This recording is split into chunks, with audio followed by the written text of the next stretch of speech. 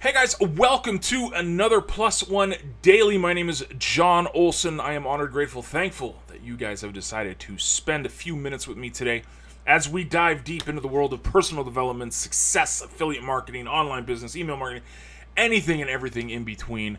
We like to talk about how to be better at sunset than we were at sunrise. So, last week, I was doing a live stream on Facebook, and it was something different. I went over to my to-be-read bookshelf. Not my to-be-read pile. I don't have a pile. I have a to-be-read bookshelf. And I went through a few books, and people voted on which books I should read. And there was the list of 5, and we brought it down to 5. And basically, overwhelmingly, everybody voted for me to read John C. Maxwell's 5 Levels of Leadership. They're probably telling me that I need to improve myself a little bit more, so I thank them for that. Anyways, and it was funny because as I'm reading this book, I came across this page. It was actually an example of why we need to plan our days and prioritize our life. And it was like, wow, didn't we just talk about this at Plus One Daily? And we did. If you look at the last blog post I did on Plus One Daily, I gave people this little PDF download. It was called the Goal Setting Guinea Pig Challenge, and I'll link to the blog post in this post, but obviously it's just the last post I made, so it's there if you ever want to check it out.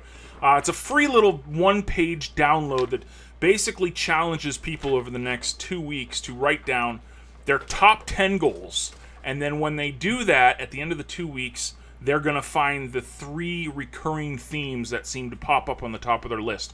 That's their priority. That's where they need to focus their energy on. And then after that, we will break it down after the 2 weeks is up and really get people to focus, laser focus their efforts on those top 3 goals. Because I truly believe that the more focused you are, instead of trying to be a jack of all trades, master of none, if you focus your energy and effort on the top 3 things that will add the most value to your life, to your family's life, to your customer's life, things will work out. So, anyways, the download was there, and people were downloading it and telling me that they're going to start doing this goal-setting challenge and follow along with me. I'm excited for it, and I can't wait to see how that turns out. But anyways, going back to the John C. Maxwell book, I come across this point in the book where he's talking literally about goal setting and writing things down and prioritizing your day. And I'm going to quote it. I have it in front of me here. I'm going to say, the quote is on, I think, page 169. It says, according to a well-known seller of daily planners, that's like, journals and daily planners, only a third of American workers plan their daily schedules. So 33% of Americans as a whole plan their day. Majority of them don't. So that's even seems high to me, 33%. But it says that, and then it says, of those, a fewer than 10% of the people complete what they do plan. That's not very encouraging.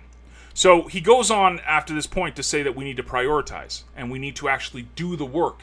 So if we see that a third of American workers plan their day and only 10% of those actually get the things done that they said they were going to do, that shows us there's a huge gap in actually writing things down and doing it. So the first process in this is to actually write things down. It's actually to print this out, write down your top 10 goals, and look and study those goals so that you can prioritize them. The next step after you've prioritized them is actually do the work. I mean, it's really fascinating, but a lot of times we have these loose pieces of paper everywhere with goals and aspirations, but we don't do the work.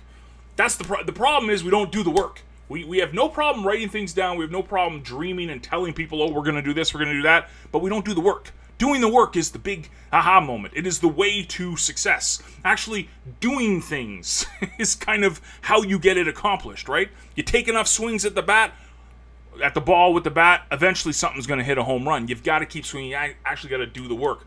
And it was funny, talking about this, the 10 to 3, we write down these 10 goals and we try to do everything, right? The jack of all trades and master of none. We try to become programmers. We try to become designers. We try to become copywriters. We try to become social media stars. We try to do everything. And we miss the boat. We miss the boat on focusing. It's a really good not a parable. It's actually an example in the book, again, the John C. Maxwell's 5 Levels of Leadership, where he talks about John Wooden. Hopefully you know who John Wooden is. If you don't, you should definitely check him out. He's passed away now, but he's the most winningest coach in NCAA history. He was the coach of the Bruins, the UCLA Bruins, for years and years and years in the 70s. He won like 13 or 11 back-to-back championships. The guy was just a master of success, a master of leadership, and a master of coaching. And one of the things he taught his players each and every year was to go to their sweet spot. Now, if you know the game of basketball, you'll know that, the half court, and there's different places where guys will go and shoot. They'll go for layups, they'll go for three-point shots, they'll try to take it to the rim. There's 1,000,001 ways to score a basketball. The problem is what John would say is that when they're trying to shoot where they're not very good at, they're going to have a low field goal percentage. So go to your sweet spot and shoot more from there. So he would actually draft plays. We're going sports analogy here trust me, just wait, you'll get it. He would draft plays for each player specifically for their sweet spot.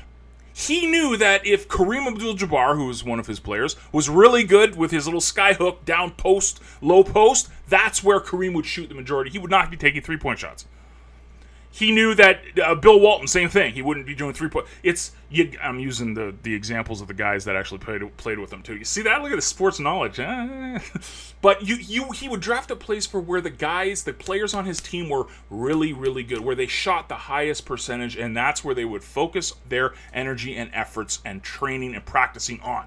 They would not try to be great everywhere. They would try to be great in one specific spot. So this is where this kind of comes into play, where we're writing down our top 10 goals, but after we've narrowed them down, after the 10 have been narrowed down, we find our 3 sweet spots, and then we draft up game plans to focus on those 3 sweet spots. That is how you succeed at this whole goal setting thing. Stop trying to accomplish a million things. You're going to go crazy, and you're going to give up, and this isn't for me, and it's going to be attrition, and it's not a good thing. But if you're focusing on the things you're great at, and you continue to get better at those focused priorities, you will see some big changes in your life. So, thank you guys for coming in and rocking with me. Hope you enjoyed the video. Find your sweet spot. It truly can change your life, but we've got to find it. We've got to do some soul searching and find it for ourselves. So have a great day. Hope you guys enjoyed the video, and be sure to be better at sunset than you were at sunrise, and you will definitely be +1 each and every day. Toodles.